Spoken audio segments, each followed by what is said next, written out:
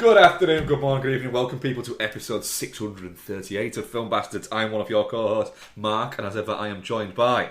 Becky, hello everybody. And... Ian. I'm only recording on one AirPod because my other AirPod fell down a hole on a train the other day. Oh, man. So that was great. That's rough. It's so rough. Like, it's just... That sucks. I then ordered a replacement AirPod on eBay. It came yesterday, and it wasn't for the right version of AirPods Pros, despite the fact that the description said it was for the newest generation. So I've now just gone, fuck it. I've ordered a brand new pair of AirPods, and then I'll just sell the one earbud and the battery case that I've got, and just stick them on eBay. Yeah. I think you deserve that treat. I think you deserve that for the emotional trauma of that. It's fucking trains, man. I'm telling you, I lost my AirPods case on the train for my old AirPods, not the ones I've got now. My old AirPods, lost them on the train. Luckily, Isabel had a pair of AirPods that she no longer used, so I had a charging case for them. But it was still, when I left the train, went, motherfuckers. What have we got?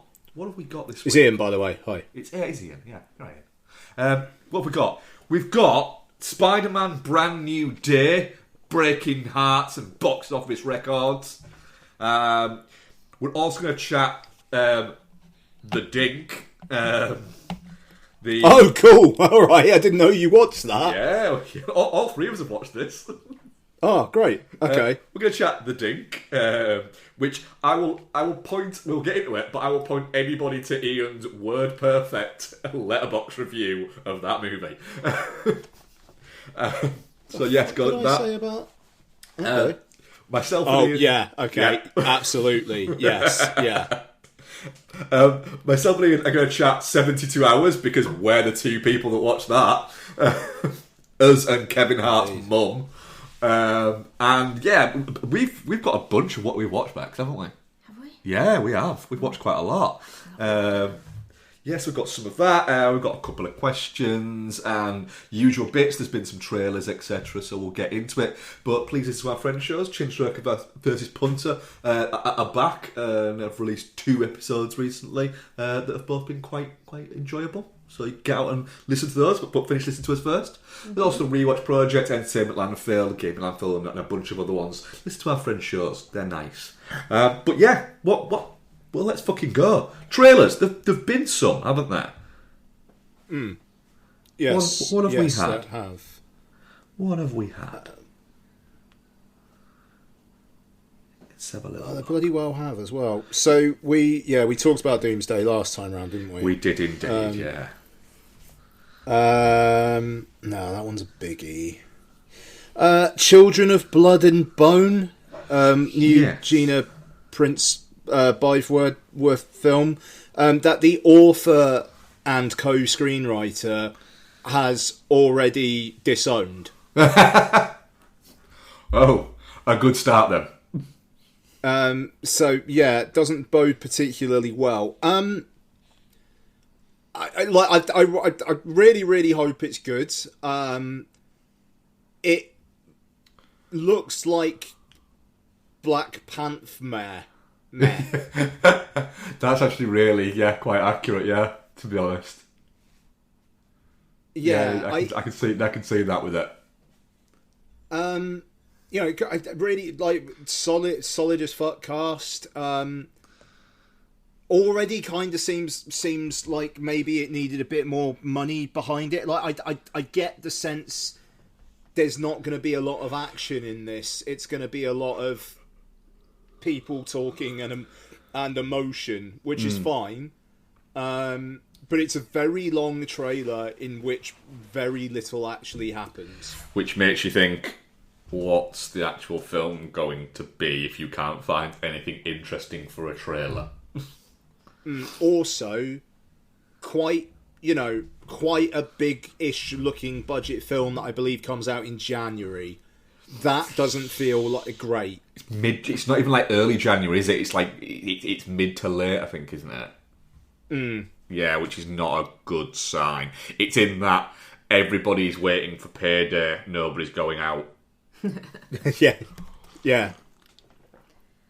Everyone's rinsed themselves at Christmas and is just dragging themselves to January pay. Yeah, it's that. You've got the early January ones, the very close, like the 1st of January, which is, you're not back at work yet, are you? No. Fucking hell, we're loving this, chops. Go. Fucking go. Live. And then in the middle of it, it's like, you've fucking got no money, have you? No. You didn't want to see this anyway. It'll be on Prime in 2 weeks. Yeah, pretty much. What else have we got? Is this a big one? Right. So in the continuing, how is that a movie about that? Matchbox.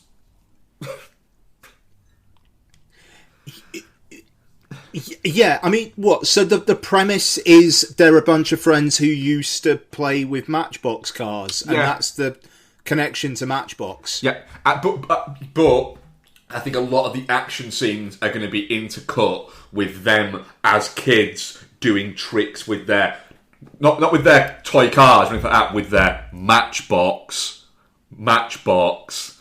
Like literally, if you even just with the trailer, if you played a drinking game for Matchbox with that, you'd come out of it pissed. Okay. What a silly premise for a film, and not even like a fun silly premise for a film. Just fuck off, mate. Why has Apple TV got this? I don't know. They're usually better than this. Like they're usually they usually think more. Like even something like the Dink that we're going to talk about later on. That's actually a fairly clever thing, I think, for Apple. It's a clever move by them having that movie. That is something that the other ones have passed on, and they go, we think we can make this work, have a bit of a sheen on it.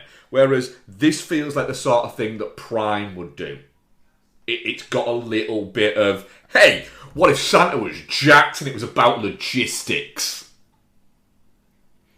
Yes, quite.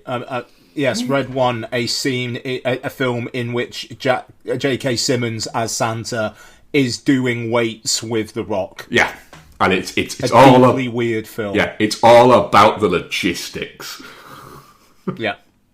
Fucking hell. I mean, to be fair, Arthur Christmas is also about the logistics. But it's fun. It is. It is. No. It's not about a guy who's telling you about how hard his job is, and you're there going, I don't care, Larry, our wives work together, and I don't like you. No, yeah, and again with like release date timing, I think this is like early October. Yeah. So it's not like their big Christmas one. It's not their big Thanksgiving one. No, it's that. It's that. It's getting a bit cold, isn't it? What? Very odd. But look, I mean, I like the cast. Yeah. I think they could be fun together. It just baffling. Yeah. Just I don't get it. It's another movie that they've basically just gone, can we write Matchbox into it? And someone's just gone, what? Like, how do you mean? Just write Matchbox into it somehow. So he's just written Matchbox occasionally across the screenplay, and they've gone, fucking Howard, you've done it again. Yes. Air Bud returns. Yeah, I can't say I watched this. That dog, like the first fucking. Oh my god! Air if Bud, you're going to do the whole that. He's 30 years old. That dog should not be playing basketball. That dog's dead, Mark. That dog's knees are going to be fucked. LeBron hasn't been playing that long. This is a ringer. What? This dog's a ringer. That's the same fucking dog. I've seen that dog. It's the same fucking dog. Yeah. For all those Air Bud movies. Yeah, it's cruelty nowadays. That. Yeah, not happy about it. This might be a biggie, but well, no, let's do the biggie later. Fall 2, Dead Point. This looks Also, didn't watch this actually. How's that? It's basically, hey, do you want anxiety? No, you're gonna get it. I think it looks mint. It looks great. It looks fucking like horrifying. Oh yeah, yeah. Yeah, it's just two girls are based on the side of what appears to be a sheer cliff face. Yeah. Massively high up on like a walking round pathway that has collapsed, and they're on one little bit of it. Yeah, it looks nice. It does. I mean, the first one's brilliant. It is actually, yeah. The first one's a really solid, like, takes you by surprise movie. So I'm kind of looking forward to this. It'll be good for like an hour and a half worth of just anxiety finishing. Going, did not like that. Never going near a mountain. Ever. Yeah, just wasn't don't. going to anyway, but definitely not now. Yeah, I'll add it to the things of like fucking people who go like, what's that cave? Spelunking, yeah, that shit. When people do that, I'm like, why? Oh, it's good because you might get trapped. Yeah, you might get trapped and die. How's that fun? It's exploring, isn't it? Why? Because some people are adventurous. Some people are attention seeking. They want to get caught. I mean, no, I don't want to die in a cave hole. Victorian Psycho. Yeah, go on then. I have one thing that I'm a little bit about it.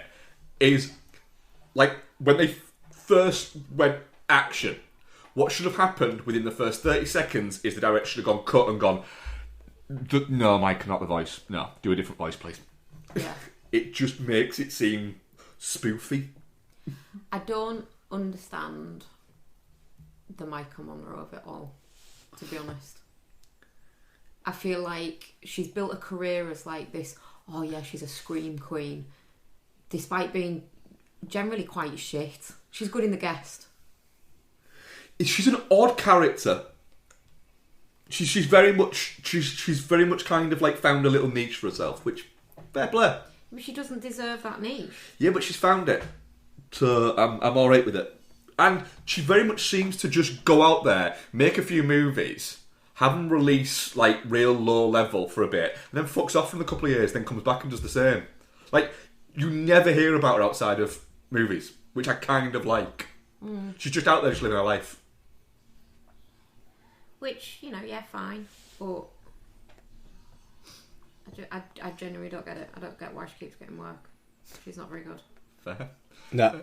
Yeah, long legs came at just the right time for her. Yeah. It just gave her juice to kind of keep going. Yeah. She's not good in long legs. People really like long legs. That's fine to like long legs, but she's not good in it. It's fine, but people. But it was a hit. Yeah. And she's god awful in The Hand That Rocks the Cradle. It's not. It's a funny movie, that though. I really, really don't get it. What do anyone think to the trailer for Wicker? I mean, Donna's incredibly up for it. I think it looks fun. It's weirding me out, man. Depends how tongue-in-cheek it is, but it seems like it's going to be very, which it could just be fucking hilarious. Alexander Skarsgård as like a man made of wicker, just fucking the shit out of Olivia Colman.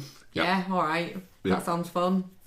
And then what's it? Debicki just being like this pious fucking pearl clutcher. Yeah, alright. It looks fun. Apparently, I was reading a thing about it. When Olivia Colman had signed on for it, they told her that it was Alexander Skarsgård was playing the Wicker Man in it. And she went, what, really? Like, really? Like, yeah, went, I mean, I'm punching a bit there, aren't I? I just like the fact as well that you've got the two leads are incredibly unserious, like just absolutely, completely thrilled to point fun at themselves. Oh yeah. And but both very good as well. Peter Dinklage has the capacity to take himself a bit too seriously, but he seems to have gotten over that hump a little bit now. Debicki seems very serious. What? Nothing. What? Just avoiding a short joke and it took him a while to get over the hump.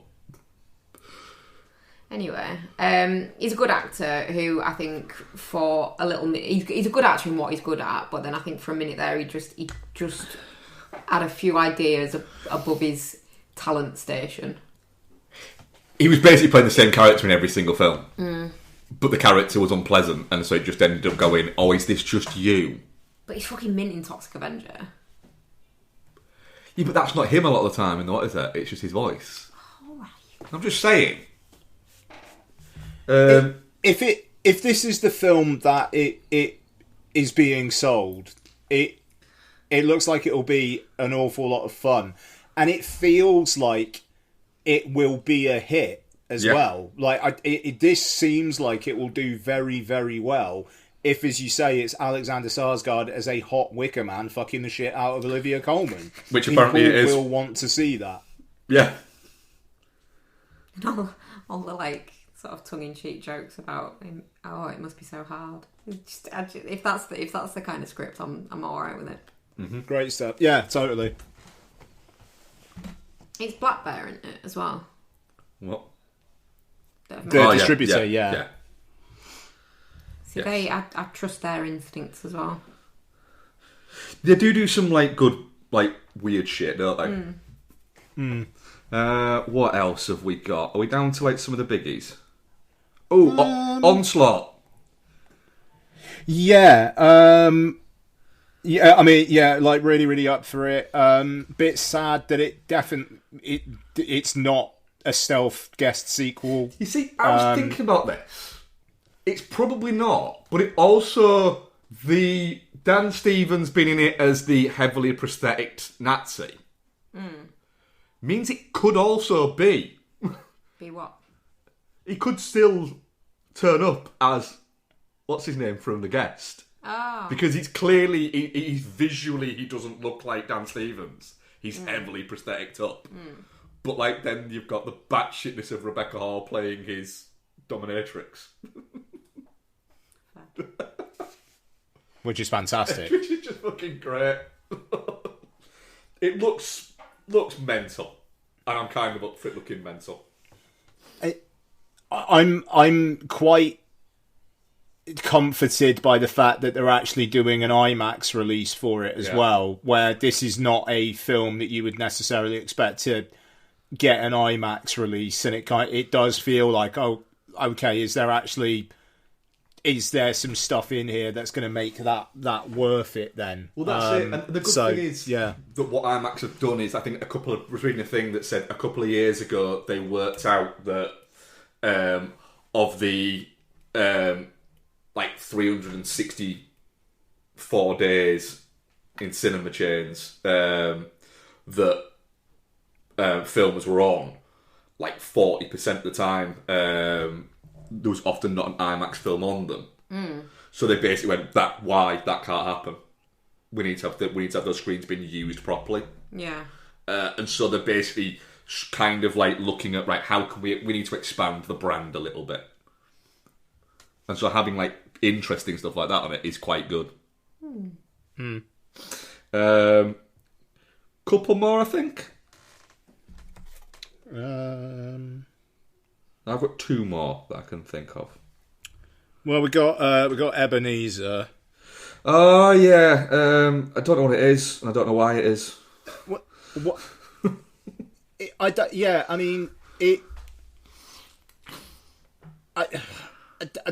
they seem to be very assured that, hey, it's Johnny Depp in makeup again. We'll sell it, which I'm unsure of. Yeah. Feels like he's kind of past his prime in that aspect. And just like the story behind it, behind A Christmas Carol, or like the untold story. What untold What's story? That then? Yeah. Because it's been told quite a bit. Is it? It just basically feels like it's going to be A Christmas Carol, but he's like Scrooge is quite cheeky. Yeah. Like Scrooge is that it? Yeah. But look, it's directed by Ty West.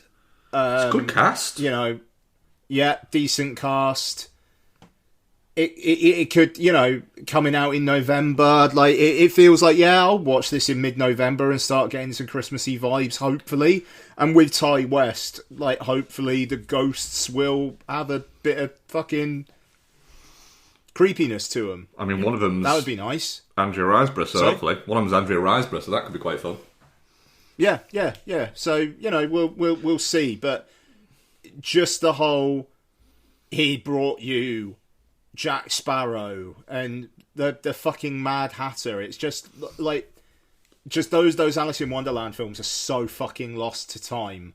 Yeah. Like when it said the Mad Hatter, it took me a couple of seconds to realise what the fuck that meant. The weird thing is, though, there's like in a certain generation that's kind of like hitting adulthood now, like those films are like, people have a big affection for those films, and it's really weird because they're terrible.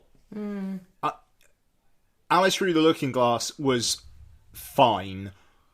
Alice in Wonderland is one of the worst films of this century so far. Yeah. To, like, worst blockbusters, let's say. Yeah.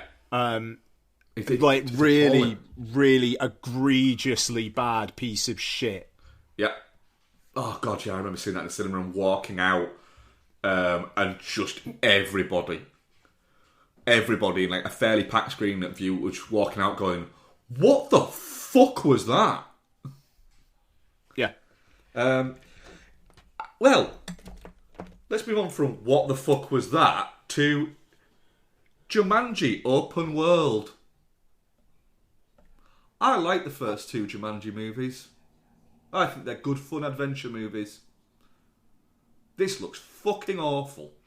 I don't know, I like the idea of, like, the game breaking through into the real world. But then they break back into the game. But then it's not them going back, it's not the characters going back, so they're obviously going to be left in the real world, but then there's new people going into the... And then it's just, we've seen this twice already. But not even that, it's just, but that person's in that. It's like, I don't care about fucking Nat Wolff, who looks egregiously too old for that character now. He looks like he's in his 50s. Yeah. I don't care about his mum being The Rock. No. And there been a little kid being Kevin Hart. Oh my God, he's so shit. It's just, it's a bit... Like, the first half of it, I was a bit like, God, this looks a bit shit, with them being, like, demo versions of themselves. Which is fun, but it also looked a little bit like that's going to get old real quick. Yeah. Oh, they go back in the game. Oh, wait, this looks awful. There's a strong element of too much time has passed.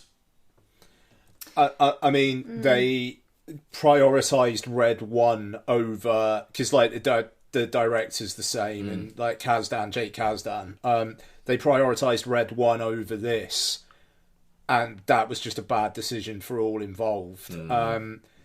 The fact that... And I mean, like, they're confident about this. You know, it's coming out just before... No, or is it... No, just after Doomsday and Dune 3.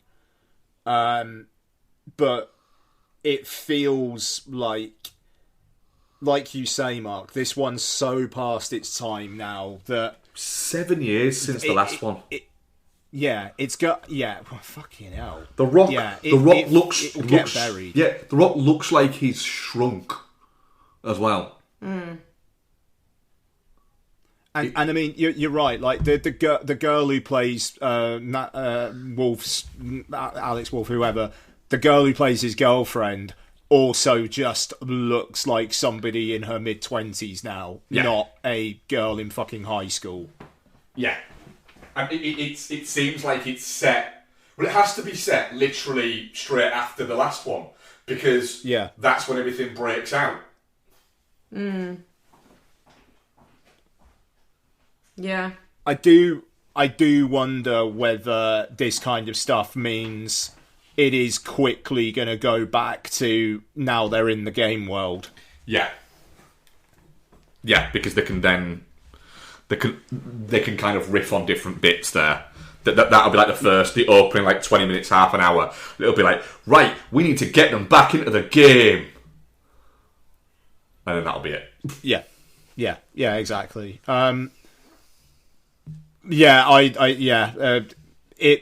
It doesn't look great. Feels like it's going to get buried, and it's a shame because, like you say, Mark, I enjoy the first two. Yep.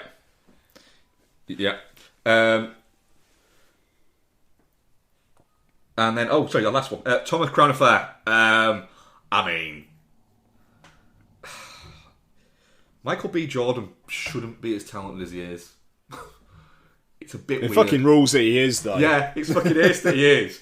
But it's just a little bit like, fucking hell. Like, I imagine just going, I just won an Academy Award for like one of the biggest like non-franchise, non-IP like movies of the past decade that I made with my mate that I produced, and I've won an Oscar. Oh, and by the way, I'm going to remake the Thomas Crown Affair. I'm going to direct it, and boom, this is what it's going to look like. Like, fucking go on then, mate. You're not convinced, Avex? I think it looks boring as fuck. You're wrong. You're so wrong. It's fine. I genuinely, it looks fucking great. I mean, I haven't seen the originals. Yeah, so like I don't. McQueen's the first one, isn't it? It's McQueen, isn't it? And Dunaway. Yeah, and then the second one is Pierce Brosnan and Rene Russo, I believe. Yeah. Yeah. Yes. The second one's not as good. I just think it looks dull. There's a lot of this in the Pierce Brosnan one. There's a lot of him saying things and putting his hand on his mouth and looking, and you're going, "Are you paralysed? Can you not move?" Quite like Brosnan though. One of the least talented men to ever grace cinema. It's a bit of a guilty pleasure for me though. I don't know why. Well, that's a cross you have to bear. Yeah. No, I think this just looks stylish as fuck. Do you reckon? Yeah. I just think it looks, like when it looks very New Money to me. It looks tacky. No, I disagree. It's fine. I just think it looks great. I am well up for spending like 2 and a bit hours with this. I'm just hoping that when it's a trailer instead of a teaser, it looks better. I will see. We will. Have we got any others, guys? No, that's it. Right, fucking let's brand new fucking day. Let's find out what IMDb says about it, because it's the Spider Dude, isn't it? Little fucking Spider-Man, and he's fucking brand new day. So, a forgotten Peter Parker lives alone as a full-time Spider-Man until mounting pressure triggers a dangerous change and a powerful new enemy emerges. Remember, folks, we are all spoilers all the time, unless we say we're not going to spoil this. But if we don't say that, we are all spoilers all the time. So who the fuck is in this? Little Tom Holland's there. Little Tommy H. He's brought his missus again. Always does. Can't be apart. Yep, Jacob Batalon's there, John Bernthald's there, Florence Pugh just steals everything she's ever near, Mr. Tomei's there, Ruffles has turned up because he just turns up in every single fucking Marvel movie now. Tremel Tillman makes a run for Terrence Howard for softest spoken man alive. What else? There's other people in it. Sadie Sink's in it as well, isn't she? Sadie Sinks is in it, yeah. And who's she playing, guys? Who's best kept secret in the world? Professor X. Who's she playing, yes. I am stunned they didn't wheel Patrick Stewart out for the post-cred on this. Fucking wheel Patrick Stewart. Well played. Thank you. I like that. Right. Oh my God, actually, before we get into this, have you seen the new casting update on X-Men? There is constant. If this is about who's playing Rogue and bits like that. It's not. Who is it? Emma Frost. Oh, yeah, it's Samara Weaving. Yeah. Yeah, it's confirmed that one, isn't it? Yeah. Yeah. Can you imagine, right, Cyclops has got like a little bit of a love thing going on with Samara Weaving and Sadie Sink. Lucky boy. Yeah, who are they going to cast? It's going to have to be someone. Just get Marsden to do it again. He's still. There. If you looked at him, you'd be like, yeah, they would. Yeah, they would. Yeah. Look, he's hotter now than he was then. Yeah. There was a rumour that's been debunked that Cooper Hoffman was in line to play Cyclops, and I just I mean, bless him, he's good, and he Chubby can boy do a out of lot of Licorice films. Pizza? Yeah. No, sorry. Yeah, but no, exactly. I That's think a even stretch. he'd go. I think even he'd go. Come on, guys. I can't bang Olivia Wilde and one of these two in the same year. No. I will say the Callie Spaney as Rogue rumour is that's gathering some interesting. pace. Yeah, that feels Possible. correct. Yeah, it does actually, doesn't it? Yeah, that could. Yeah, I was seeing that. Right, Spider-Man, brand new day. Ian, what did you think? I liked it, man. I wasn't too sure what to expect, but I think it's the best looking MCU film in fucking forever. Fair play to Destin Daniel Cretton. It's like a lot of it looks New York. You know, there's a real sense of place about it. Obviously, the closing titles are just like shots of New York life, which I thought was cracking. I mean, apparently one of his things when he agreed to do it was that he wanted to do as much location shooting as was feasible, and also as well was very much like, I don't want all of the webs swinging to just be CG. We have to see if we can work it out that it can be, some of it can be done practical. And they're like, it can't. And then apparently you got a team in and they went, it can well easy. No, that's great. But yeah, and I thought the look of it, the cinematography was really strong. Decent action sequences, very inspired by the recent games. I thought as well. It really, in a good way, felt like you were watching someone play the game, but watching like those games are thrilling. So apparently Holland was insistent that they take some cues from the games, aren't they? I mean, totally makes sense. I liked the emotion of it all. I mean, you know, we'll get into it, but it's a pretty fucking melancholy film. Some dark stuff happens in it as well. I was surprised that Jean Grey wasn't revealed to be being mind controlled or something, because she does some pretty fucking dark shit. Nasty shit in this. Yeah. Well, the whole point of her character is that she's a rehabilitated bad guy, isn't it? Like, she's done some real bad shit, even in the X-Men movies. Like, she's always like, oh no, you have to be careful of Jean. Jean has done this, and she's quite a tortured character in the actual X-Men things, isn't she? Yes. So, and we don't talk about the Sophie Turner one because that was just shit. But yeah, I think that tracks really, doesn't it? I think they very effectively play up why, like, the damage control people think she's so dangerous, and, you know, also why she could be so useful to them. That was really well done. I'll finish up in a second, but I mean, it's the role Tom Holland was born to play. You know, I feel like anything else he does, he can't quite hit these notes. And yeah, I'm ready for more of these now. And also, respect to a short king for just absolutely owning his height. And, you know, when he's in scenes with Zendaya, she towers over him a bit. And, you know, fair play. I really enjoyed it, actually. Bex. Yeah, very similar, to be honest. I said prior to us seeing it, the great thing about the Spider-Man... actually, I do have a small gripe. I did say prior to watching this that the great thing about the Spider-Man movies is that they do feel self-contained in comparison to the rest of the MCU. But then you're bringing in stuff like the Hulk. We don't need the fucking Hulk in this, I don't think. The inhibitor thing, I suppose, is good. They didn't have to bring him back as the Hulk. And just have Banner there. But Banner's always making little cameos in, like you say, every single fucking Marvel movie. Ruffalo's getting paid, so I just don't think you needed that. You don't have to anchor it in, and the fact that, like, I got about halfway through and like nudged you and said, "Is that the Punisher?" Like, I don't know who the fuck that is. He's not been in any of the movies. No, but he's from the series. Yes, I know, but this is my argument with the MCU going forward. If they're wanting to pull people back in, it's going to be difficult for them. And The Hand, they're in a couple of the TV series, apparently. I googled it earlier. Are they in, like, what's it?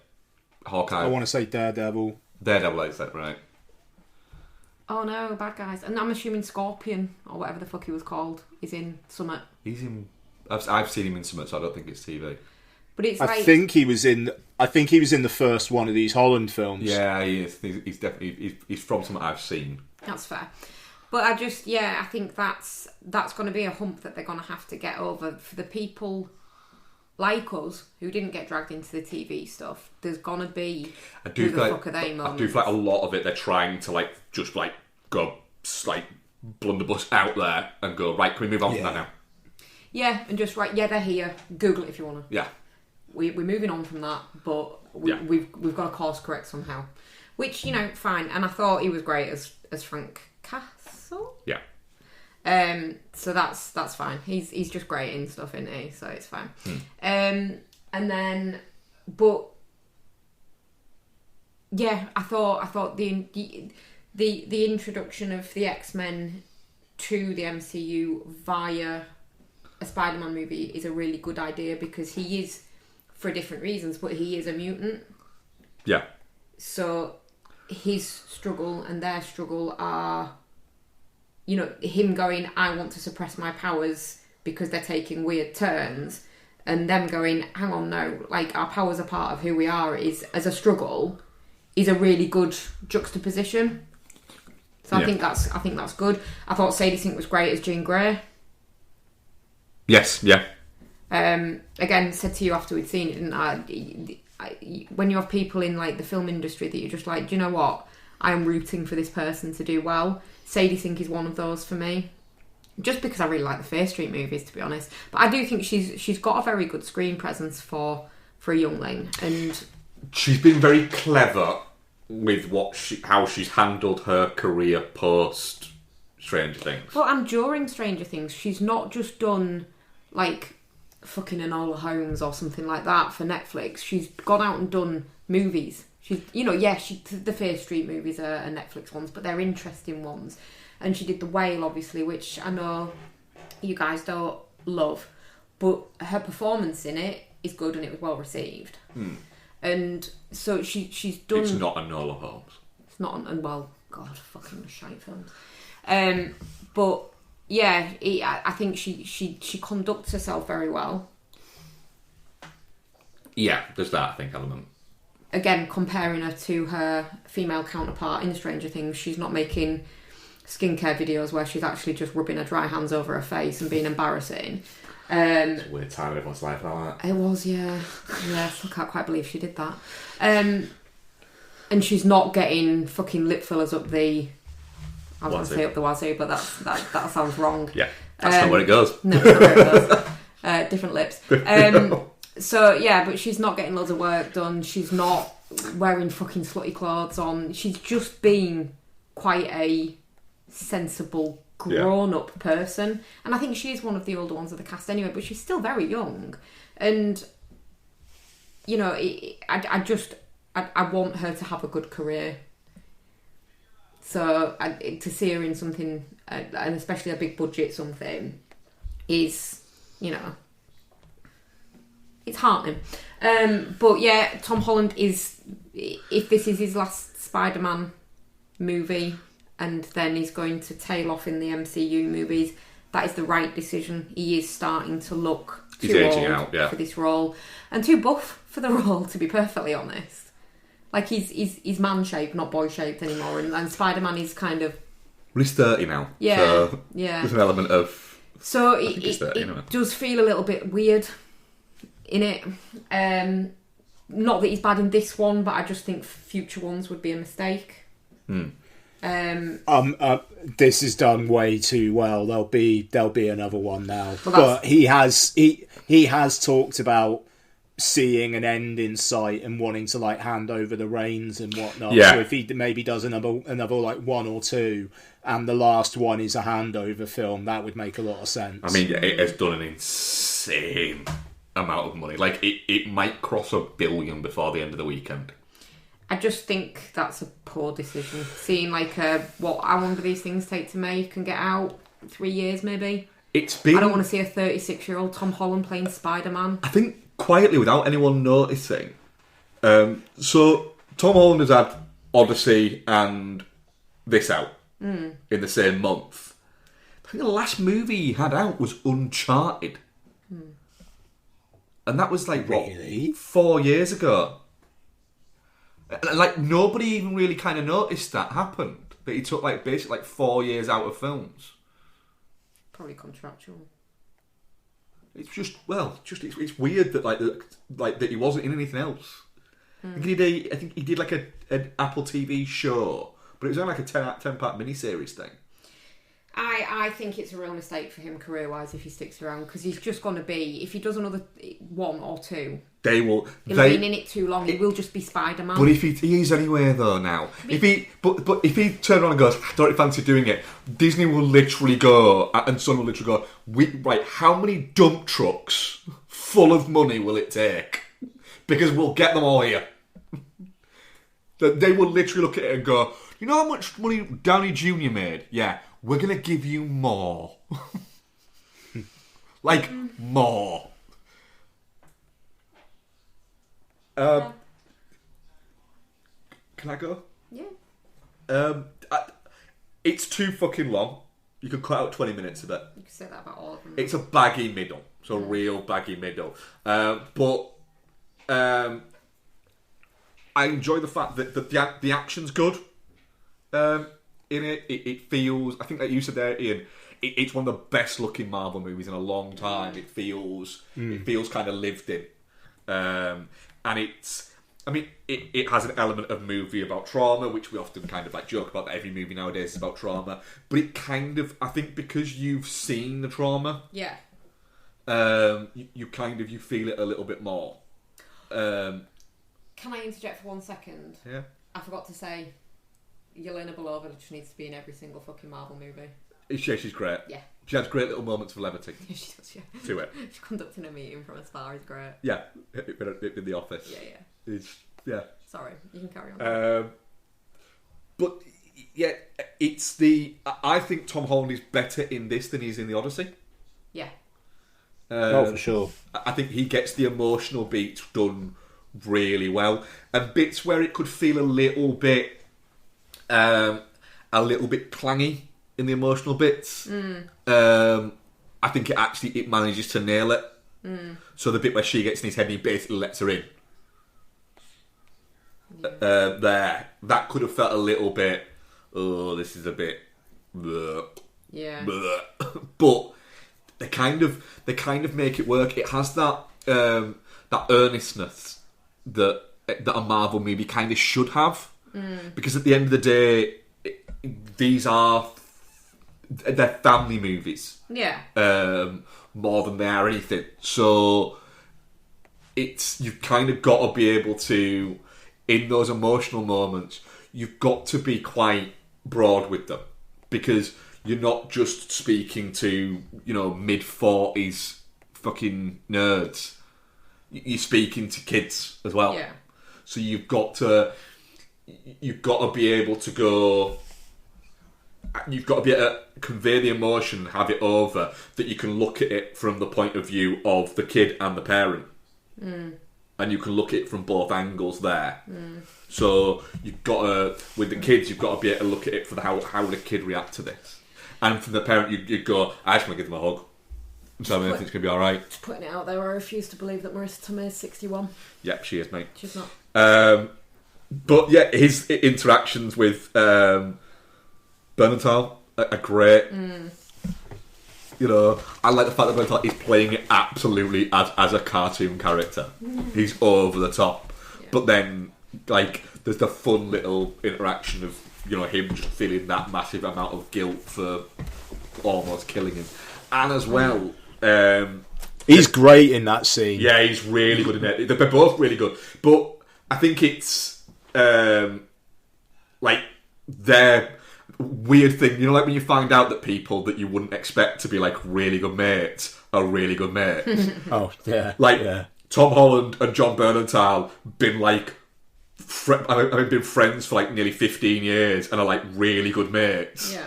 Is weird. Yeah. And then like Tom Holland basically going out and going, John Bernthal is the reason I got Spider-Man. Like saying that they were working on a film together in Ireland, and they were out having a drink one night, and he was going through what he's going to do in his audition, and Bernthal going, "You mean you're not going to do like all these flips and shit?" And he's like, "Well, I won't get it. It feels a little bit too much." He's going, "No way, man. You need to be backflipping in there. You need to be doing all this shit and showing them how you can do all this fucking crazy shit, man. You got to do that." And Tom Holland just went, "So I started my Spider-Man audition by doing a backflip." And it was like, because John Bernthal told me to, you do what John tells you to do. But and he filmed it. Yeah. John Bernthal filmed the fucking video. Yeah. Like, it's great. It's mental that those guys, very cool. They're just really good mates.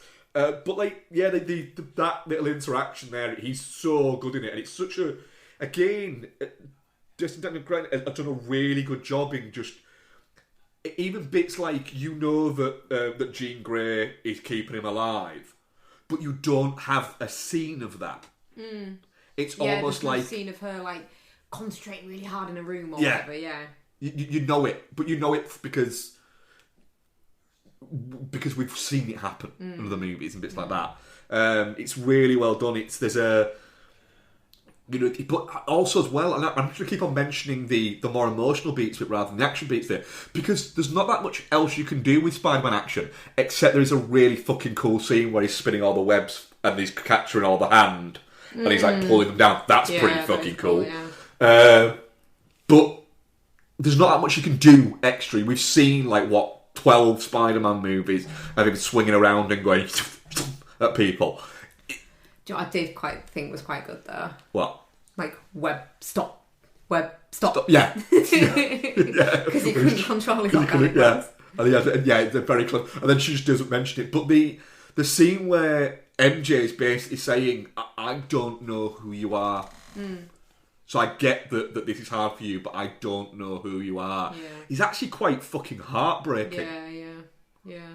Oh, but also heartbreaking, the scene where she takes his mask off, says Peter, and you know all the way through it's Jean Grey.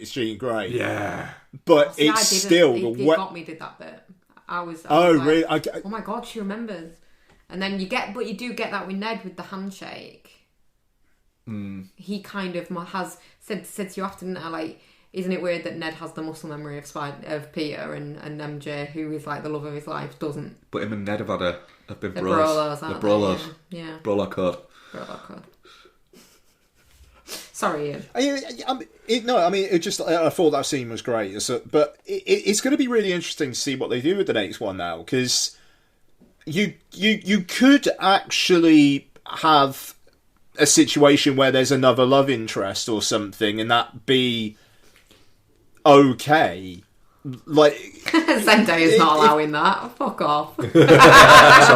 Zendaya's not allowing Tom Holland to be portrayed as being in love with someone else. Absolutely but not. You could have it where Zendaya isn't really in the next one as much. That she's just off being MJ. I don't think he's allowed to work on his own.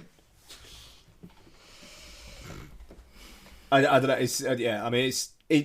I'm looking forward to seeing how it's going. It's like the post credits. It's like there's another Spider-Man, but it's in space or something.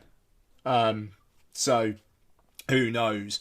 But then also, I don't know. Maybe that's related to fucking Doomsday or Secret Wars or something as well. That suggested to me that it was Doomsday related because of the whole Spider-Man will return caption after it. Yeah, but which Spider-Man is it? What's Spider-Man? Which version? Well, they've binned off the multiverse, haven't they? But the thing is, on that end bit, it's still beeping in New York. It doesn't flit his location somewhere else. It does. It doesn't. He's still beeping in New York. It does. It says location not found initially, and then it flipped off into but the Spider-Man thing is still there. It's still flashing.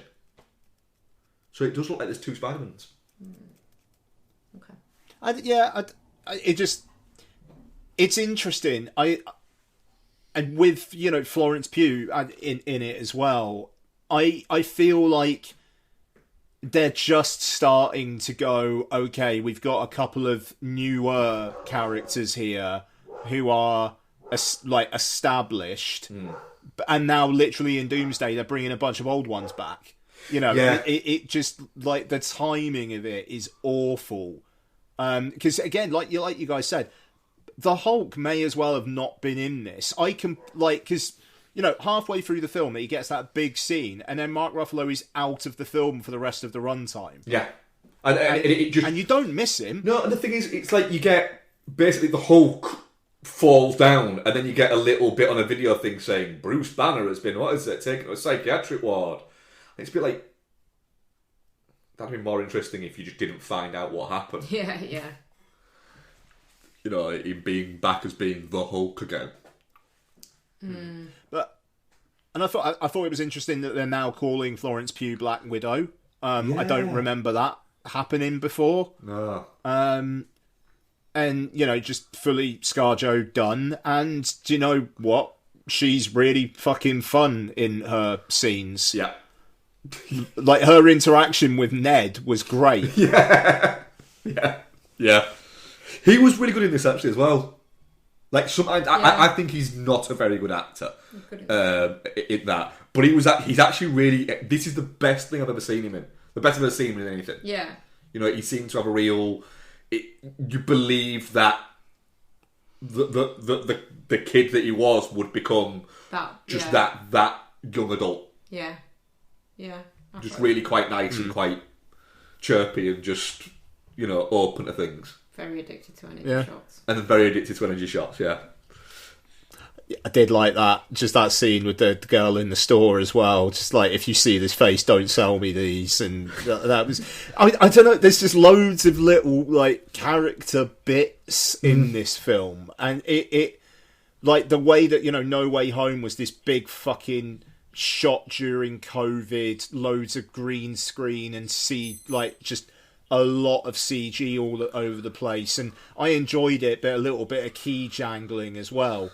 This doesn't feel like that. No. This feels like there's definitely a new authorial voice in the background, and it's done a decent job of just about getting on the right side of and we have to shoehorn some MCU stuff in too. Yeah.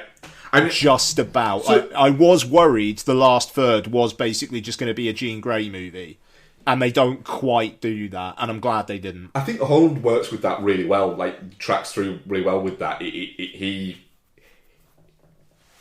does really... I think this is the one where, for me, he kind of cements it as, he's pretty much fucking perfect for Spider-Man.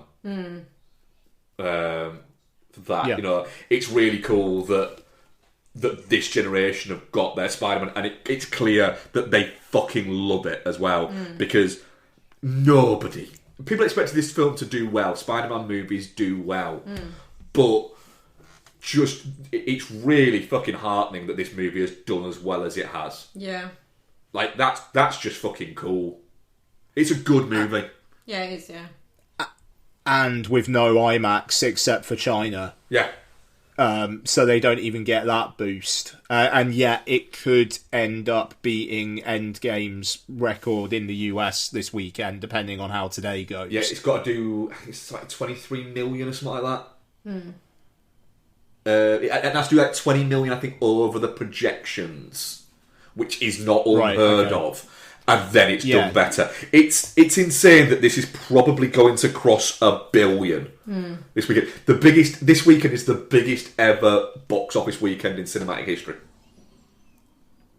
which is it's bananas, man. I mean, wild. The Odyssey's still going to do 50 million in the US this weekend. That's wild. Yeah, it is. It's bonkers, and the fact that. The big IMAX in New York is now saying that the Odyssey is going to be on, I think it's on the IMAX until October 1st now.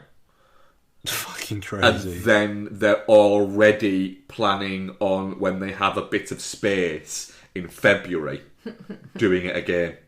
Oh, golly. Doing a run again. Well, 70 mil.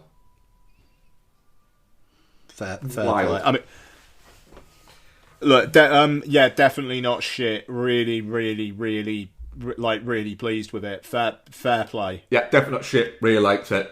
I mean, I thought he was too soft voiced to be a human, but Tremel Tillman's kind of reaction of, that's the second person that's asked me about this VMAX thing. What is it? And actually genuinely... Yeah, because you think he's just covering for Yeah, you something, think he's just don't you? talking shite. Yeah. And he isn't. He actually genuinely doesn't know. And then it is literally... It's just that. He's just like, oh, that's really fucking sad. And then, like, say how just, like... But, like, genuinely, when she fucking breaks everything and it, like, that explosion comes and then you get the wave just goes out to everybody. I actually turned out to you, didn't I, and went, holy fucking shit. Yeah. Yeah. Like, that was just fucking cool. I was locked in at that. And I was worried for a little bit because I thought it had bagged a little bit too much. Yeah. Because there's a bit where when he's just... Yeah, that's it. When he's basically caught Jean Grey, I looked at my watch and was like, there's a fucking hour left. How's there an hour left? How's there an hour's more movie in this? And I do think that it struggled for the next sort of 20 minutes there. And then it got it back for me. But yeah, definitely not shit. Yeah, definitely not shit. And our audience poll is... Let me just find it. Definitely not shit 100%. People liked it. Nice. Yeah. Nicely done. Yeah, good. Yeah. What have you been watching here? Oh, okay. Yeah, got a few things. I'll say I finished 007 First Light. Nice. That game is done. Very good. Good twists in the tale. I do think it hits a high point when you've still got about 4 or 5 hours to go. Unfortunately, like it's still good, towards the end, but there's some stuff that happens, and then a character is killed, and I really enjoyed the 2 or 3 hours before that point. So yeah, but it's a lot of fun. The Patrick Gibson, the guy who plays Bond, is just really, really, really fucking good. And yeah, I mean, there'll be another one at some point, but it'll probably be for the PlayStation 6, and no one will be able to afford them. So yeah.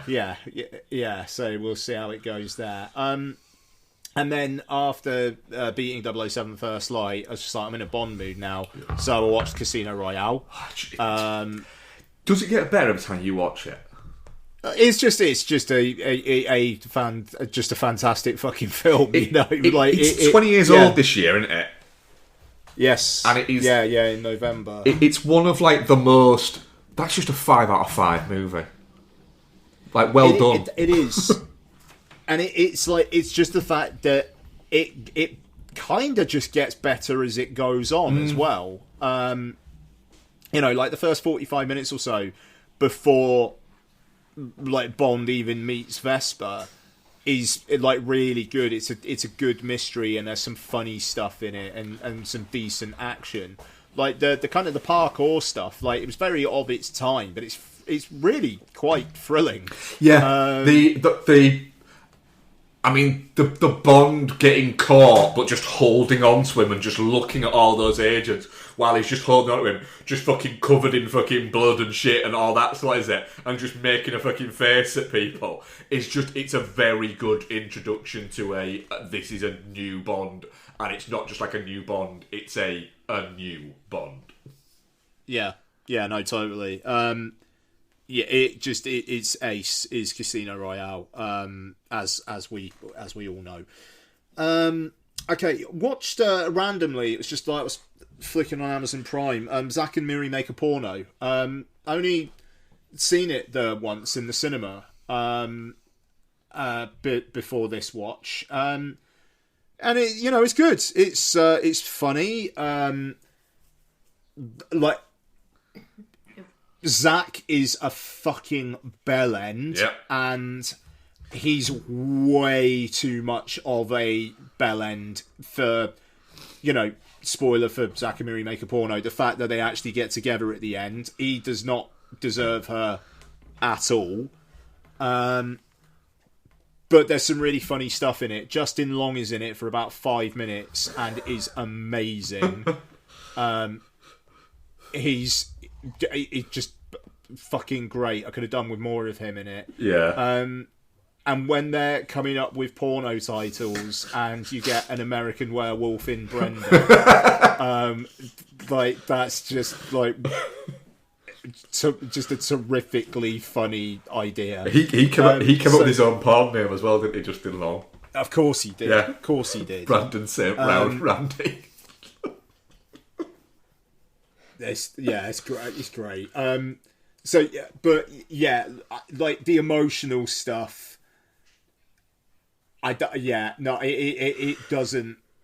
That doesn't work. To be honest, but the film's funny. Okay. Rewatch Project Hail Mary. It's the film of the year so far for me, and remains so. Nice. I haven't done my rewatch yet, but I want to. But I've been a little bit like, oh, but is it going to be as good? Am I going to be let down? Am I going to go, oh, I've been so wrong? No, it's great. Him and Rocky are fucking brilliant.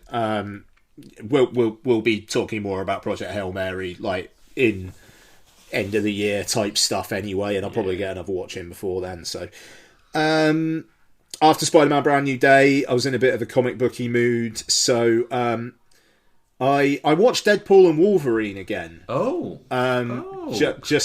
Just to be sure. And it is just, the thing is, there's funny stuff in it. There is. There's stuff in it that does make me laugh. But then there's also just major key jangling, and so much of it is so fucking rooted to a specific time that give it another few years and this film is going to be like Ryan Reynolds is speaking in a different fucking language. Yeah, it's we rewatched it, didn't we, a few months ago, and it's 2 years old and it already feels like it's about 10 years old. Yeah, and the stuff at the end with Time of Your Life, with the kind of like the montage of the Fox Marvel films, and it's like even that's out of date now because they're bringing them fucking back again. Yeah. We said that when we watched it, didn't we? And we're like, yeah, but he's back. Yeah, it's ridiculous. But I think that the Wolverine arc actually isn't bad. Like, it's nice seeing him and Daphne Keane again, but then Daphne Keane's gone with about 45 minutes of the film left, which is a bit of a shame. Yeah, but it reminded us all that Daphne Keane exists, and then everyone subscribed to her Instagram and went, holy shit. That's going to be below the Zendaya line for me. It sadly is, but it's still holy shit. Yeah, okay. No, it's just, that's weird because it's like she was in Logan and his Dark Materials show, and like, I know kids grow up, that's absolutely fine, but it's just like she's very much still the kid from Logan to me. which is why probably I have the weird thing with Zendaya of going, I don't think it works because she's still the kid from Nickelodeon. From Disney. No, she was Nickelodeon. She was a Disney one. She was in that fucking one with Bella Thorne. Well, not Nickelodeon. No, it was Disney. The dance one. Zendaya looked like, you could tell me she's in her mid to late 20s, and I go, yeah, at this point with Zendaya though. But yeah, like I say, Hugh Jackman's all right in it. There is stuff in it that makes me laugh. It felt it felt like a sign of desperation at the time, and it still does. The self-flagellating look at us. Yeah, we know we're in a hole. And we acknowledge it, and we're taking the piss out of it. Please love us again. It just feels kind of fucking sad, to be honest. But there we are. Okay, and last one. I watched Ben Wheatley's new film, or relatively new film, Normal. Oh. It's on Sky Cinema now. Yeah, I saw an advert for this. It looks vaguely interesting. I didn't even realise it had a new film. It's fine. Bob Odenkirk, is he just doing those movies where he plays that same character? Yeah, well, he's a sheriff who's a temporary sheriff in a town because the old sheriff's just been found dead. And the town itself is up to some shady shit with the Yakuza. Of course. Yeah, and Henry Winkler's the mayor. Sorry. It's about 100 minutes long, and it takes about 45 minutes to actually get going. The setup is glacially paced. Once it gets going, there's some good gore. One very surprising bit of gore that was very funny. Odenkirk's not really doing a lot of action. It's not like Nobody, and it's more he's got a gun and he's shooting at people and things. And it takes a turn at one point, which I kind of struggled to kind of see what was inspiring Odenkirk's character to do, like take the decision that he makes. I don't want to get too spoilery there. It's one of Wheatley's least distinctive films. He's a guy who can make very singular stuff. He's also had another one out this year, hasn't he? I've got another one coming out this year. Bulk, is it? So he had this Bulk, which is like this really fucking lo-fi, barely cost anything experimental film with Sam Riley. What's Sam Riley in that? Like that other one? Is it Happy New Year? Colin Bursted, is it? Yes, he's in that one. Right, yeah. Just a weird career, Ben Wheatley. Yeah. Feels like he's happy to do paycheck stuff, but then the stuff that he's making for him isn't hitting as much as it was 10 years ago. Like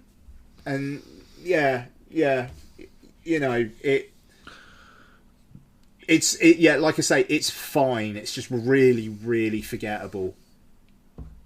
And there you go. That's me. Right. Well, should we segue with 72 hours, Ian? Sure. Did it feel like that's how long the film was? Look, we don't have to take too much time with this, do we? No. I like Mason Gooding. He feels like the only actor, him and Tiana Taylor, in the entire cast. Yeah, everyone else feels like a comedian. The other lads, they're all SNL people. Yeah, they are, aren't they? And the thing is, I quite like Ben Marshall. I think everything I've seen, he's been quite funny. Marcelo Hernandez can be one of those ones who can be very, very funny or a little bit too much. And I will say, as soon as Marcelo Hernandez looks older, I think he's done. Yeah. I think he really, really, really rides on the fact that he looks like a uni student. Yeah. He's gonna, like I say, either he will disappear or he's gonna have to actually stealthily be a very, very good dramatic actor. Yeah, I don't see that happening. No. And Cam Patterson's barely in this, but gets a couple of funny lines. I like Kevin Hart is a marketing exec who's trying to land a big campaign. that feels like a comedy setup from like 30 years ago. Yeah. Teyana Taylor, I mean, she needs to be having some fucking words with her agent. It's so weird. Like, she does one battle after another and follows that up with Scary Movie, where she's referencing the fact she didn't win an Oscar. Yeah. And 72 Hours, just no. It's directed by Tim Story, who just loves a paycheck. Yeah. And it's just not funny. No, that's the worst bit about it. Is it's egregiously not funny, but watching it, it's almost like you're watching it going, oh shit. The funny thing is, the young cast know this isn't funny, but Kevin Hart has a please find me funny, like, energy to him. Like, it's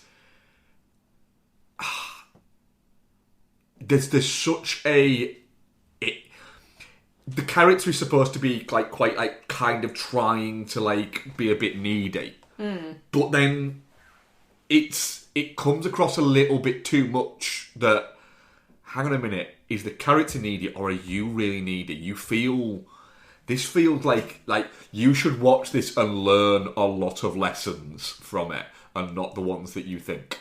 I mean, he always is very needy. And this is turned up to 11. I know, but what I'm saying is there's precedent. Yeah, they're genuinely. All spoilers all the time with this, because honestly, I don't very often say this. Nobody needs to watch this movie at all. Yeah, for sure. About 25 minutes into it, there is a joke that genuinely the movie seems to think's funny, and Kevin Hart seems to think's funny. And there's a bit where he basically is going on a night out, and to prep for it, he's in like a convenience store, and they're all in there, and they're gonna get some booze to drink in this limo that he's rented for them. And then what he's doing is he's just necking 2 full bottles of Pepto-Bismol, label out by the way, necks 2 bottles of it. And he stood at one side, and the rest of like the cast stood at the other side, just watching him going, why are you doing this? And as an audience member, you're watching it going, yeah, why are you doing that? We know what's going to happen. At some point within the next 10 minutes, you're going to vomit pink liquid at people. And then, sure enough, he vomits pink liquid at people. And you're like, that's not funny. And then the vomiting pink liquid people at thing later on isn't funny because you telegraphed it to us. Yeah. It's painfully bad. But yeah, Mason Gooding, it's like, mate, please do something that's good, because you're a good screen presence, but you need to stop letting your dad help you pick your films. Oh, is he? I mean, Gooding Jr.'s kid? Yeah. I did not know that. Yeah. I like Mason. I Gooding didn't as a know that screenwriter. either. Yeah, he is. Yeah, which is weird, isn't it? Because like, he doesn't. He's got a way better Doesn't energy. look like his dad fucking at all. No, he doesn't. Does he? God, can you imagine going to Tish and then being in 72 Hours with Kevin fucking Hart? Yeah. He's a really good actor. Yeah. He's like him being the one that's nice to Kevin Hart in it, and being really like quite like, look, I appreciate what you're doing for us all. This is really cool here. Yeah, well, I mean, obviously, like you look at that face and it's a nice face. It's not going to be a mean. But he's really mean good in the girl, screen is he? movies as well. He is really good in the screen movies. Like he's good. He's got a good energy to him. Please make He's better movies. great in Heart Eyes. Yes, yeah. He's making Heart Eyes too. I've seen him in quite a bit and never seen him bad in anything. No. Him and Tiana Taylor are the best things in this movie, and Tiana Taylor is playing the straight role. She shouldn't be playing the straight role. She's crap though. She's actually not. Like, she's good in this. Like, acting wise, she's actually quite good in it. Is that just in comparison to everyone? It could be in comparison to Kevin Hart, who is fair. Right. Just even the bit that, I mean, like, he ends up having to wear a Russian mobster's clothes because a Russian mobster owns the Airbnb mansion they're staying at, and his all of his clothes get damaged because he puts some Just for Men, again, label out, in his suitcase and just throws it in on top of everything. As you do. Yeah. And there's a genuine scene of going, "Oh, honey, can you get me my Just for Men?" Which she gets out of the kitchen, by the way. So Tim's Story Love Song, fucking shite at directing this movie. Cannot be arsed with it. She just walks to the kitchen, just brings it back out. And she's like, "I don't think you really need it." He's like, "Oh, no, I do. I need it. I need it. I need it. I need it." And just throws it. He's, "What is it?" You're like going, "I wonder what's going to happen there." Hang on. How long is he going away for? Just like a weekend. I'm sorry, as a person who dyes their hair, you do that shit before you go. I don't have time. Don't have time. Last minute. Honestly, we talked about it too long. Terrible fucking movie. And also the height of comedy in this just being Kevin Hart doing coke and then becoming a Mexican. Yeah, becoming Tony Montana. Why? Like what? Anybody that it's almost like you look at that and go, right, hang on a minute. Kevin, have you actually never done coke? Because like that, like anyone who's done cocaine has gone, that doesn't happen. Can't speak from experience. It's just nah. A bad movie. Go away. Yeah. Shit. Bex. We've watched some stuff, haven't we? Have you watched anything on your solo? Because I actually haven't. We've watched a lot of movies together, haven't we? Yeah. Right. You watched a movie, didn't you? A powerful movie. Oh, yeah. You watched? I actually loved this. You're not locked? Wow. Because it spoke too much to you that you couldn't. I was too engrossed. You were too engrossed. Yeah. What movie did you watch? Because I've spoken about this movie a lot, haven't I? We watched the movie Airborne. You did, didn't you? Yeah. What did you think?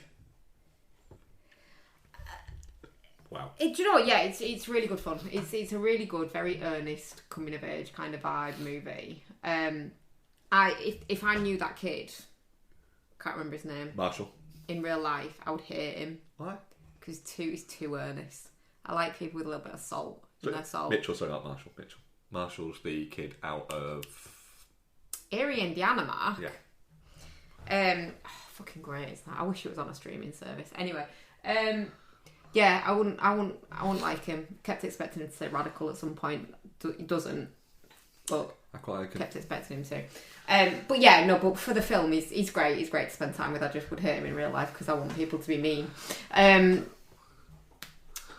have a jaded view of the world like you. He's too together for his age, but again, it works. Yeah, saw the girl being the guy's sister coming like a mile off. But then it's a good movie trope. It is a good movie trope.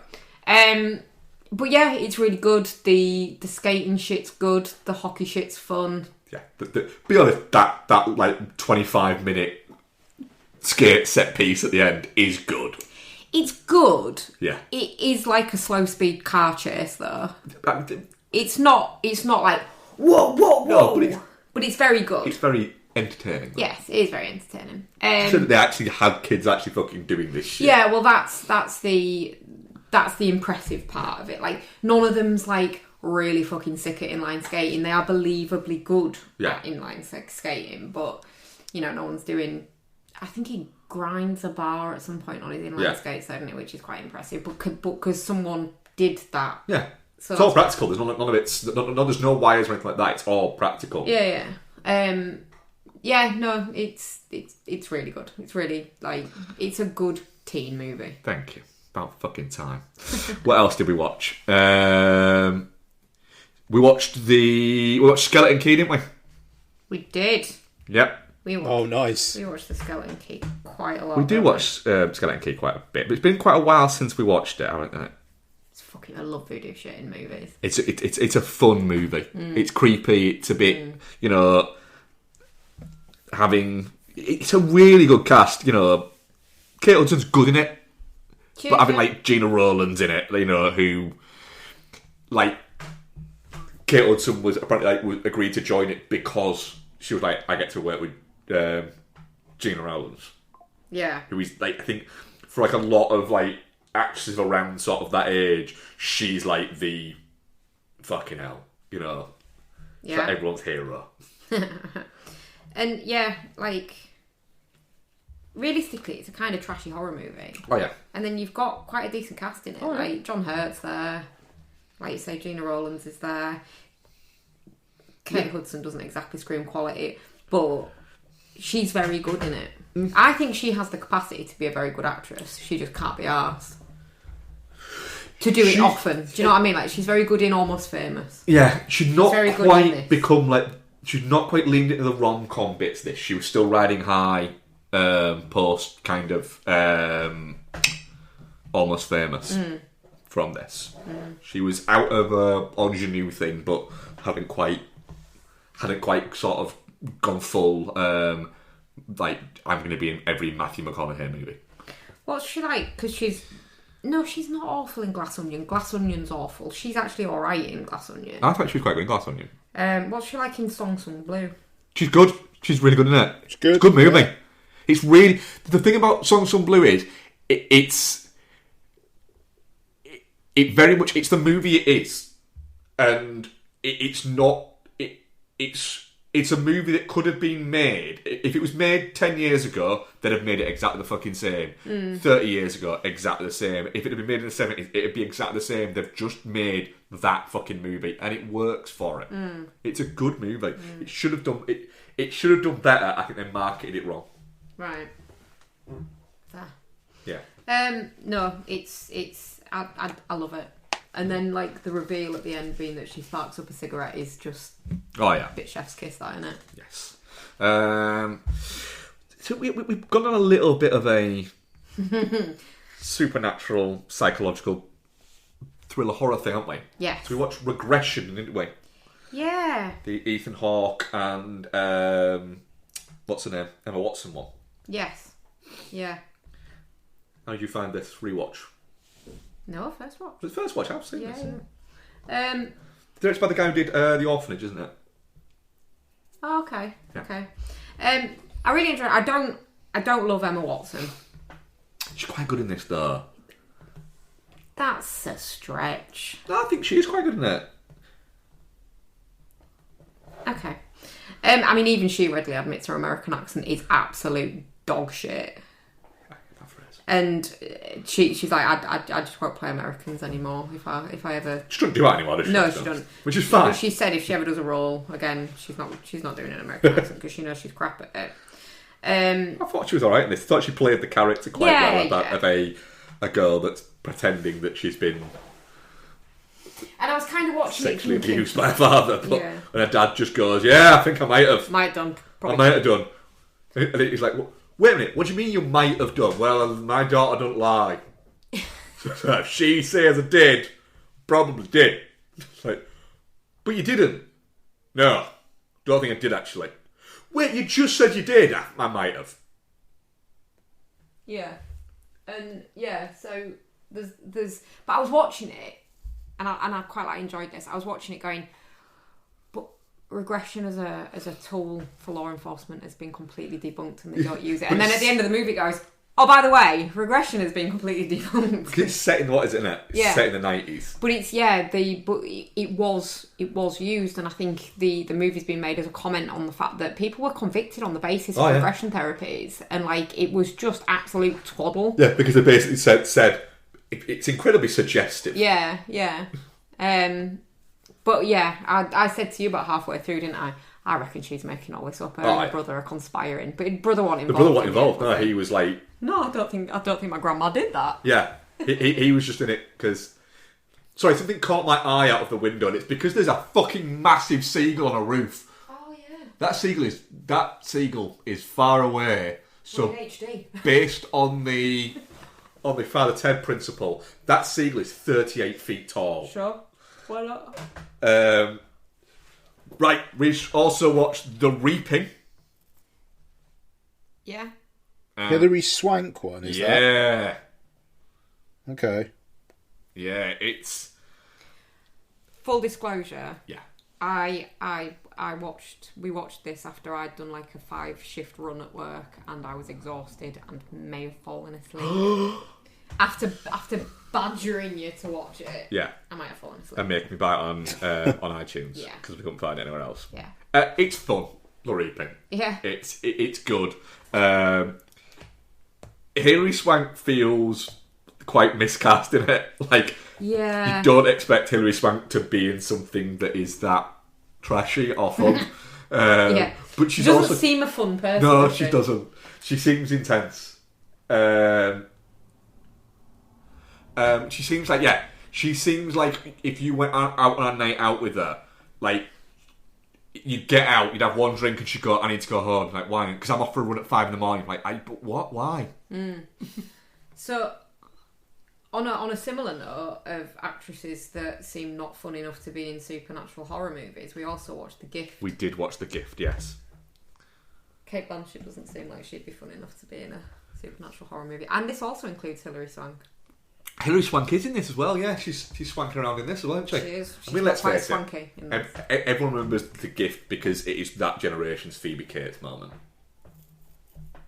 Which one? Katie Holmes' Holmes. Where do you see Katie Holmes' Holmes?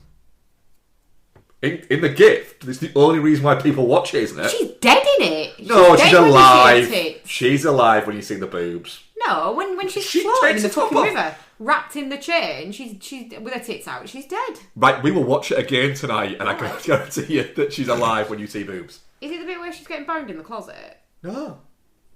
You literally see boobs.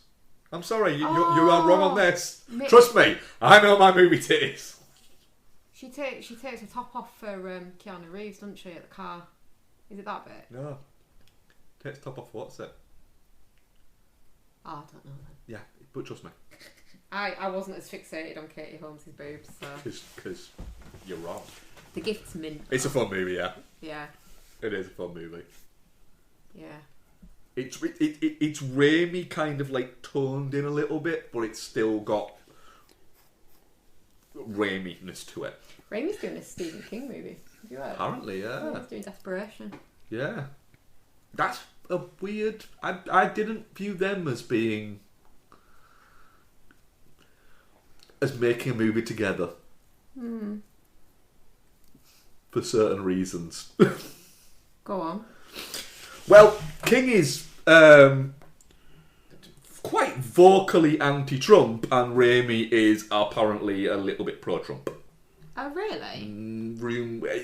There's a lot of people around Raimi who've gone, oh yeah, he's a Trump supporter. That's really disappointing. But he's never actually come out and backed any of it up. Right. So it's one of those where it's a bit like, it feels weird. Is someone taking the piss? But yeah, he announced it on a podcast, didn't he? I just listened to a little bit of that the other day when he was talking about like how people should make movies, and it was really quite. He was quite good on it. Oh, that's quite disappointing if he is, though. But yeah, I enjoyed The Gift. I still haven't quite forgiven Sam Raimi for Doctor Strange. But yeah, no, it's good. It's very good. It's a very good film of that type. And we also watched Frailty, didn't we? Yeah. Just to squeeze another kind of psychological horror movie in there. Yeah. Bill Paxton directed and starring, and also got Matthew McConaughey, Powers Booth, Jeremy Sumpter's in there as well. One of the kids. Yeah. Where I think Bill Paxton plays a dad who has been spoken to by God. Yeah. And it all just goes fucking mental. This is a good movie that I think has been underseen by people. It did all right when it came out. Like it washed its face, I think, but like nobody seemed to pay that much attention to it post it. I think it was sort of seen as it was Matthew McConaughey just kind of before he became full blown McConaughey. Yeah.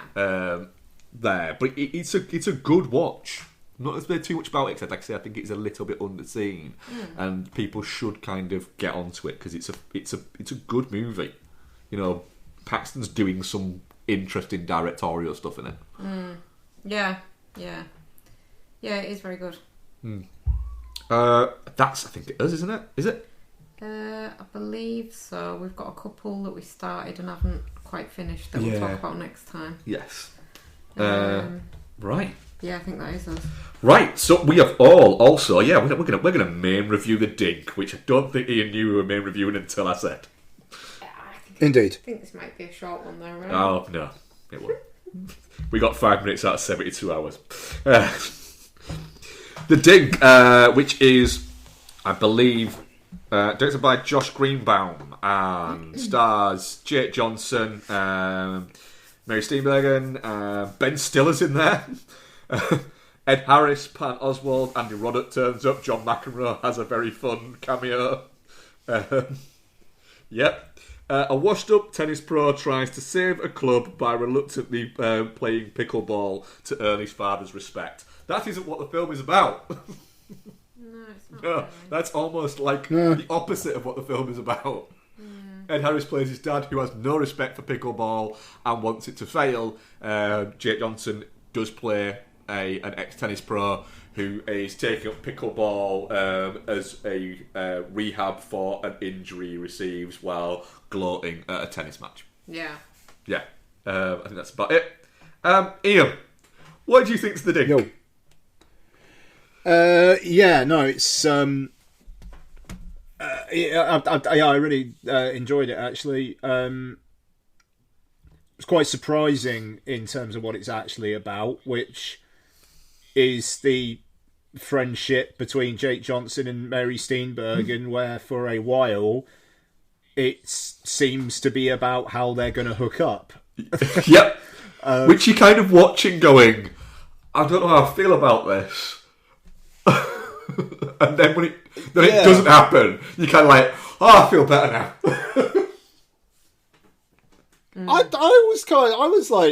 I want to see where this goes, if I'm honest. He's not hot enough for her.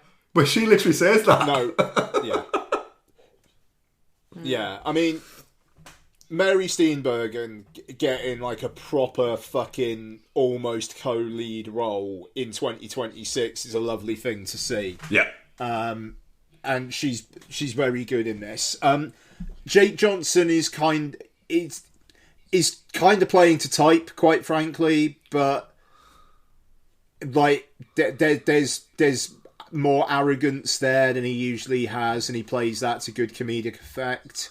And I liked his relationship with that with the lad who he's friends with. I thought they had some good they had some good scenes together. It's not one that you'll particularly like remember come end of the year or anything like that. But I had a fun 100 minutes or so watching this on the train in the week. Went down quite smoothly actually as a train film. So yeah. What do you think, Bex? Yeah, it's one of those films that's like, it's fine. It's entertaining enough. It's not making you think too hard. It's got fun people in it. And then John McEnroe's there, which is weird, eating increasingly large food while watching the match. That was a great bit. Just commentating on it to himself and then randomly just like breaking out bits. It's just... There's a man who I think has taken himself too seriously for a long, long time. So to see him sending himself up is actually quite funny, and not just in a I'm gonna angrily shout at things way, which for a while he did. It's it's a real fun, low commitment watch. I would say it's frothy, but it's fun. Yeah, totally. Right? Yeah, I it's just a really charming movie. It's fun, it's watchable, but it's incredibly frothy, but it knows it's very frothy. Yeah. And it plays into that element of it being quite frothy. Yeah, it does, yeah. It's... I think you've got... Jake Johnson could kind of almost fill a Adam Sandler kind of hole that is in this kind of movie that's not there, because Sandler's just not making this kind of movie anymore because he's in his 50s. Yeah. But yeah, it has that kind of vibe to it where it's taking the piss out of kind of everybody a little bit, but it is kind of fun. Even having like Andy Roddick turning up and just going, I don't give a shit. Yeah. He's quite good in it. He's quite fun in it. And like you said, the McEnroe bit, but it's just quite sweet. Yes. Yeah. And I kind of like that. It's a nice time. Like you said, Ian. I watched it on my day off with my breakfast. That's a really good way to watch it. Yeah, perfect. Yeah. Yeah. Yeah. You know, just like easing myself into the day. Watched that and was like, I'm enjoying this. This is fine. This is nice. Yeah. Yeah. Had a good time with it. Yeah. Yeah. No, it's good. It's a morning watch. You wouldn't really want to watch it on an evening. No. I don't think. You'd feel a bit like, could have probably watched something a bit more weighty. Yeah, but you don't need to because you've got that. Yeah. Right. Our audience poll on that. Definitely not shit. Oh, definitely not shit, yeah. Definitely not shit. And our audience poll was definitely not shit, 50% shit, 50%. So, yeah. Okay. Yeah. Yeah, and questions. We definitely had some, because I saw them. Where are your questions? That was it.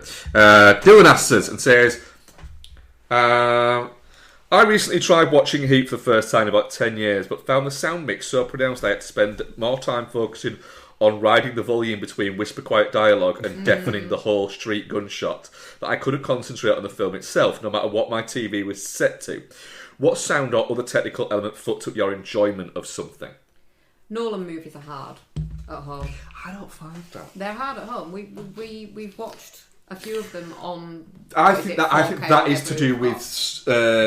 I think there's something wrong with that 1080 4K disc. Possibly, yeah.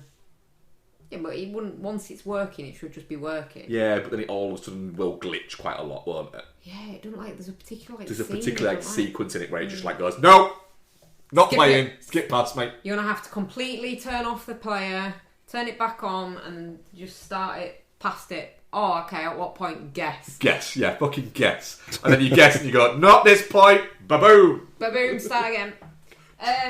No, but Nolan movies, you do have to. You can't just watch it on whatever normal setting you have normal movies on your TV. You have to then reset it somehow. There is a little bit of recalibration sometimes. Yeah, yes. yeah. But I think there's a lot that's happening a lot. I think.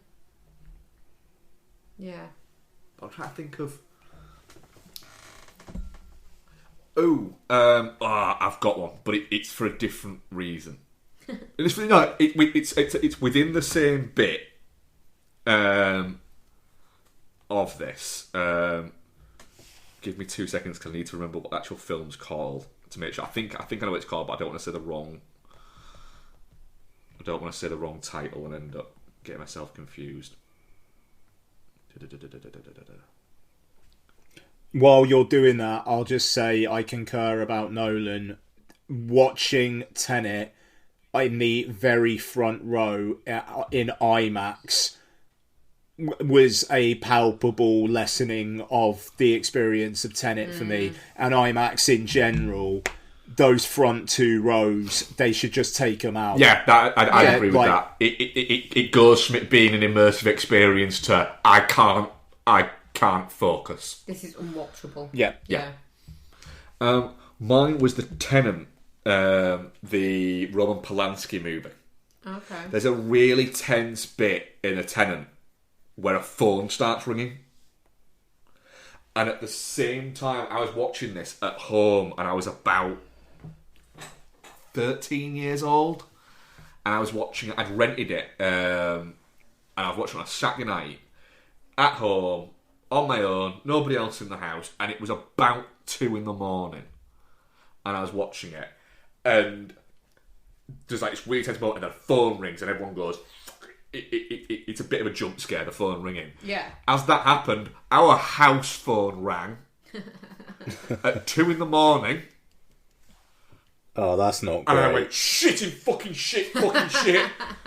And then was stood looking at the phone going, I don't know whether I want to answer this or not. I paused the movie and I answered it, and it was just somebody breathing. Oh, that's scary. And I was like, don't like this. Shut up. Hung up. Really? Hung up. And then just fucking was like, not watching the rest of that. No fucking way. I have not watched the movie since, and I will not watch. I might actually now, kind of, because I was enjoying it. We don't have a house phone, so we don't have a house phone to fuck it up, but somehow it might. And can you imagine if it rang when we don't actually have a house phone? And it wasn't until, like the next day, I mentioned it to. No, it wasn't the next day. It was a few days later. I was in the pub, the Flag, and John, the landlord, mentioned something about my dad trying to ring me at about 2 a.m, hammered, to see if I wanted to come to the pub. I was like, that's what that was. It was basically my dad trying to ring me, hammered, in the Flag to try and get me to go to the pub. So he just breathed at you? No, I think he probably forgot that he'd rung me and just left the phone off the fucking hook. Right. Yeah, that tracks. Yeah, tracks for that era of my dad. Yeah. Yes. So yeah, that can't watch that movie again. So I think that kind of falls into this remake. Yeah. But there's countless fucking like VHS things where you got like a copy of something, and then you try to watch it and go in, this has gone out of sync like 35 minutes in. Yeah. And it just it can't go. Or bits where like you watch movies and you could tell that somebody had it on pause for like an hour and the fucking it glitched for a little bit. But even with streaming, where it's all digital, there's really no fucking excuse. I find more and more when you're watching stuff, you're like, the music's too loud and the dialogue's too quiet. I can't fucking hear anything that's going on. Well, the fact that a lot of the time Netflix will default and go, "Oh, you're on 5.1, are you?" No. All right, cool. 5.1. I am on 5.1. All right, cool. 5.1. I can't hear anything properly. 5.1. Fuck you, Netflix. I might just get a 5.1 now because Netflix thinks I've got one, and it might just be easier than constantly turning that setting off.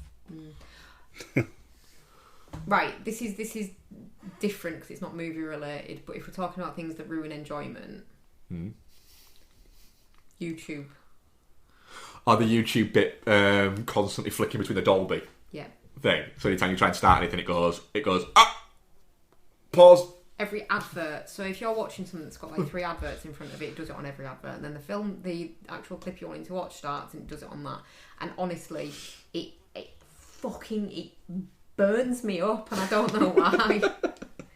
But it really pisses me off. Yeah, it's not fun. No. It's not fun. Any more on those? No. No. Ian, what we're covering next week? Yeah. There's nothing actually out next week.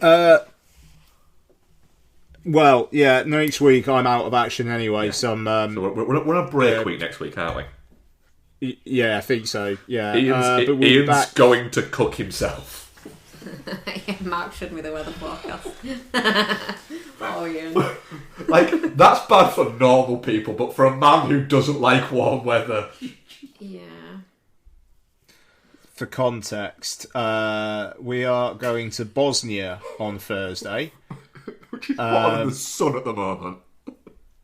Yeah, a particular area that we're going to next Sunday through Wednesday is currently showing highs of about 36, 37. And it's not like beachside or anything. There's no sea breeze. No. Is it, have you got a pool or anything? There's a pool at the hotel, yeah. And living it. Like all the hotel... Yeah, exactly. All the hotels we're staying at have got aircon. We're just going to be getting up early, doing stuff early in the day before it gets super, super, super unbearable, and then just taking it easy in the afternoon, and then venturing back out again once the sun starts going down. Yeah, that's wise. you know, the evenings will be lovely. Oh yeah, Like that. You know, like that's the thing. But between daytime's going to be between 12:30 and 3:30 in the afternoon, you want to be fucking indoors. Yeah. It's so much air conditioning. Yeah, and that's my plan. That is my plan. So so we'll be off next week. Week after, we've got the end of Oak Street and Tony both out on the 14th. Yeah.